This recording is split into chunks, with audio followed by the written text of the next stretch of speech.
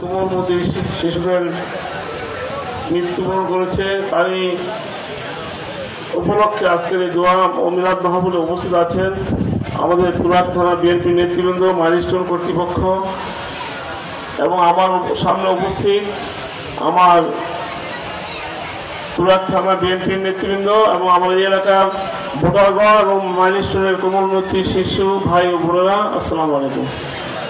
আমি আসলে আজকে বক্তব্য দিতে পারছি না, যেহেতু জোহরের পর খাবারের ব্যবস্থা করা হয়েছে, আপনারা সবাই ক্ষুধার্ত।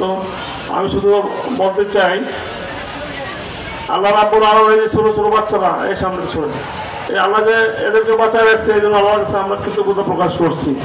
যে দুর্ঘটনা ঘটছে শত শত লোক মারা যেতে পারতো, আল্লাহ এই বাচ্চারা তোমরা যারা আছো তোমাদের উদ্দেশ্যে বলছি, আল্লাহ যেন তোমাদেরকে বাঁচায় রাখছে, এই জন্য আল্লাহর কাছে আমরা সবাই কৃতজ্ঞতা প্রকাশ করছি।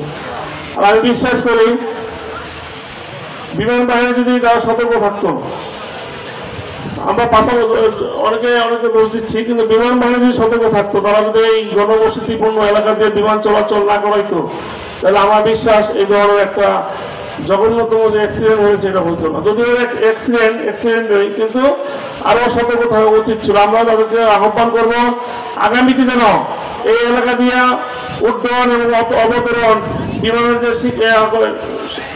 শিক্ষানবিশটা আছে, বিমান চালনার শিক্ষা গ্রহণ করতেছে, তারা যেন এই এলাকার বিমান চালনার প্রশিক্ষণ তারা এখানে না নেয়, অন্যত্র নেওয়া উচিত। এটা আমার আহ্বান থাকবে বিমান বাহিনীর প্রতি।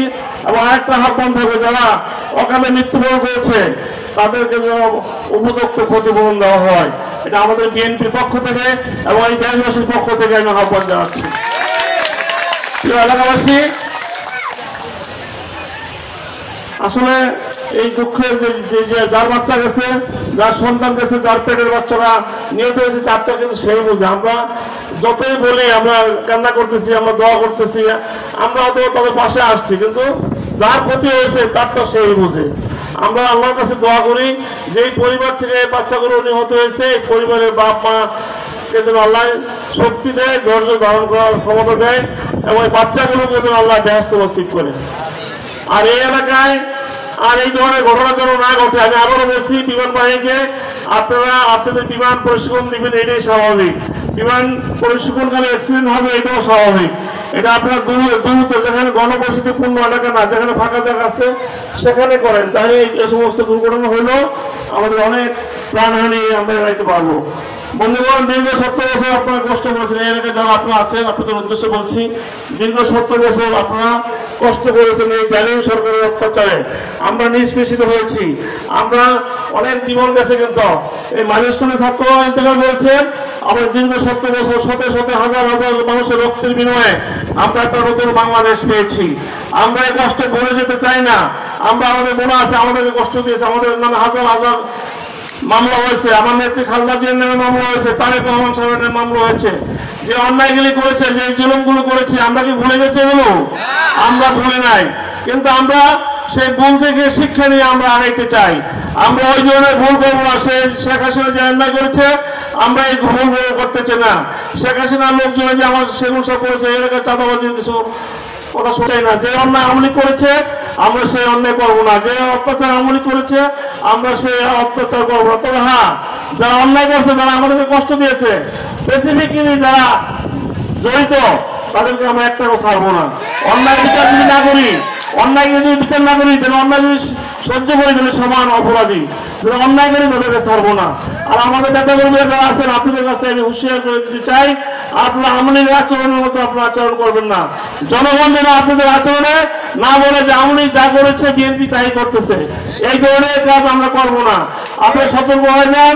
আমরা ইতিমধ্যে আমাদের সেবন সাহেব বলেছে, দু একটা জায়গায় বিচ্ছিন্ন ভাবে শোনা যাচ্ছে যে চাঁদাবাজির কথা শোনা যাচ্ছে, কিন্তু আমাদের বিএনপির প্রকৃত বিএনপি শহীদ রাষ্ট্রপতি জিয়া রহমানের আদর্শের সৈনিকরা কিন্তু এই ধরনের কাজ করতে পারে না।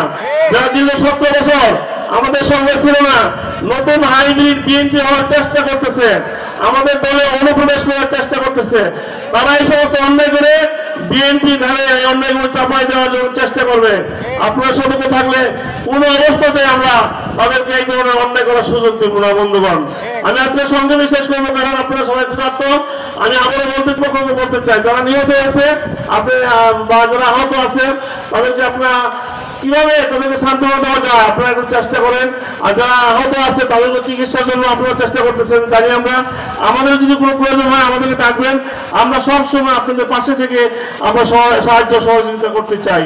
আর আমরা ইতিমধ্যে যতগুলো প্রাণ ইন্তেকাল করেছে, আমরা প্রায় বিএনপি আমাদের তারেক রহমান সাহেবের নির্দেশে, আমাদের পার্টির ভারপ্রাপ্ত চেয়ারম্যান তারেক রহমানের নির্দেশে আমাদের বিএনপি সকল সিনিয়র নেতৃবৃন্দকে নিয়ে প্রায় প্রতিটি বাসা আমরা গিয়েছি, সান্ত্বনা দিয়েছি। ভাই সান্ত্বনা দিলে তো কিছু আসে যায় না, অনেকে ভাবতে পারে, কিন্তু একটা মানুষ বিপদে পড়লে পাশে গেলে তারা একটু সান্ত্বনা অনুভব করে এবং মানসিক একটা শান্তি অনুভব করে। আমরা তারই অংশ হিসেবে গিয়েছি এবং যেখানে যা প্রয়োজন আমাদের দেওয়ার চেষ্টা করেছি।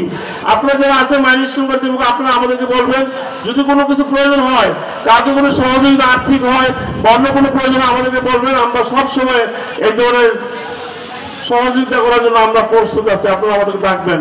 আমি আর কিছু কথা বলতে চাই না। আমি এই চাঁদাবাজির সম্পর্কে আবারও বলতে চাই, যদি কেউ এই জায়গায় কোনো অন্যায় করে, রাজুকের জমি দখল করে যদি অন্যায় ঘর বাড়ি করে চাঁদাবাজি করে আমাকে জানাবেন, আমার পার্টির নেতা কর্মীদেরকে জানাবেন, আমরা সাথে সাথে অ্যাকশন নেব। আমরা যদি অ্যাকশন নিতে না পারি তখন আপনারা বলতে পারবেন তাদেরকে যে জানাইছি তারা কোনো বিচার করে না। আমরা কিন্তু দেখবো যারা অন্যায় করবে, যারা চাঁদাবাজি করবে আর যারা সহ্য করবে, আমরা যদি সহ্য করি তাহলে সব আমরা অপরাধী হয়ে যাবো। এই জন্য আপনারা অ্যালার্ট থাকবেন, আমরা আমাদেরকে জানাইবেন। ইনশাল্লাহ আপনারা দেখবেন যা বলি তাই করার চেষ্টা করি, আমরা সাথে সাথে অ্যাকশন নেব। আমরা দল থেকে যারা বিচ্ছিন্নতাবাদী কিছু আছে না, বিচ্ছিন্ন হয় না, ভুল কাজ করে, আমরা সাথে সাথে পার্টি থেকে আমি এবং আমিনুল হক সাহেব আমরা সবসময় আমরা তাদেরকে পরিষ্কার করে দেই এবং আইনের হাতে কিছুদিন আগে দেখেছেন চাঁদাবাজির কারণে আর্মিদেরকে বইলে আমি 8-10 জনের ধরাইছি। আমরা না অনেক সময় পার্টি থেকে পরিষ্কার করি, আর পরিষ্কার করে খানতে হয় না, আবার প্রশাসনের মাধ্যমে এদেরকে অ্যারেস্ট করে আইনের কাছে সুপর্দ করি। আপনারা আমাদেরকে জানাবেন, দেখবেন আমরা করি কিনা।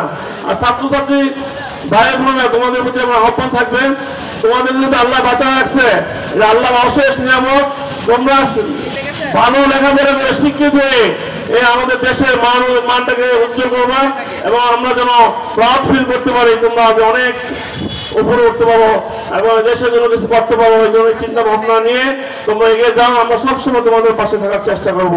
আমি আবার আজকে যে আজকের প্রোগ্রামটা যে আয়োজন করেছে রিপন ইসলাম, তাকে আমার পার্টির পক্ষ থেকে, ঢাকা মহানগর বিএনপির পক্ষ থেকে বিশেষ ধন্যবাদ জানিয়ে, এবং আপনারা যারা এসছেন আপনারা এসে এই প্রোগ্রামটা অনেক সুন্দর করেছেন, সফল করেছেন, প্রাণবন্ত করেছেন, এই জন্য আপনাদের সবাইকে ধন্যবাদ জানিয়ে আমি বক্তব্য শেষ করছি। তার পূর্বে আমার নেত্রী খালেদা জিয়ার জন্য দোয়া চাই, আপনারা দোয়া করবেন। মাইলস্টোন ছাত্রদের জন্য দোয়া অবশ্যই করবেন এবং আমার নেত্রীর জন্য দোয়া করবেন, আল্লাহ যেন ওনাকে সুস্থ করে তোলে।